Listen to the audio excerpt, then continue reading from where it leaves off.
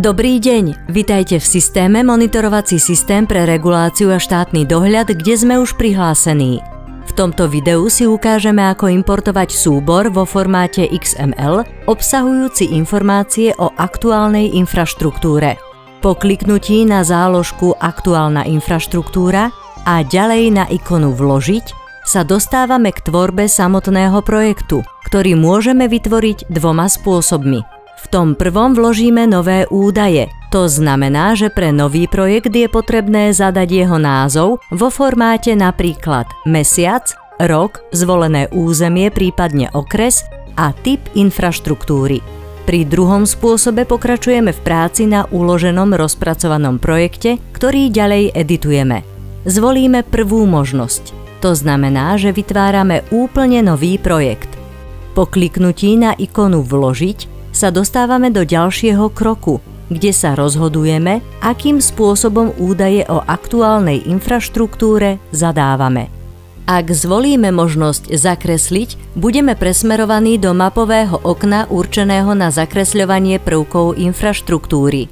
Druhou možnosťou je importovať údaje o aktuálnej infraštruktúre, čo nám umožní vložiť XML súbor s údajmi o prvkoch infraštruktúry. My zvolíme druhú možnosť – importovať.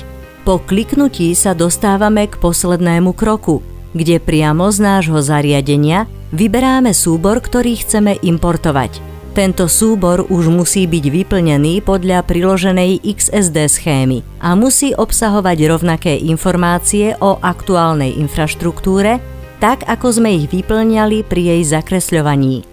To znamená, že daný XML súbor musí obsahovať typ infraštruktúry, úroveň obsadenosti a geometrický typ, teda či sa jedná o bodový alebo líniový prvok infraštruktúry. Číselníky s typom infraštruktúry, ako aj úroveň obsadenosti, poskytne úrad v samostatných pomocných prílohách. Ak máme daný súbor zvolený a vybratý, jednoducho klikneme na tlačidlo Uložiť a odoslať. Samozrejme, môžeme nahrať naraz aj viac súborov. Tým sa daný projekt aj so súborom vo formáte XML úspešne uloží ako nový záznam.